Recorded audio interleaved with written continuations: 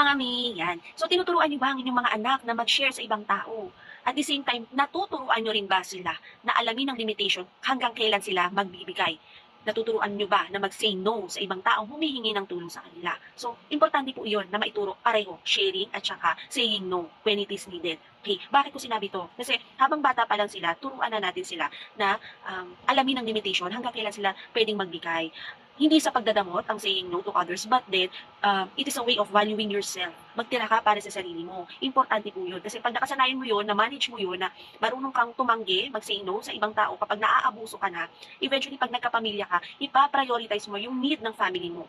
Okay? Yung magtitira ka para sa need ng family mo rather than lahat ina-out mo para doon sa mga taong nagiging abusado sa iyo.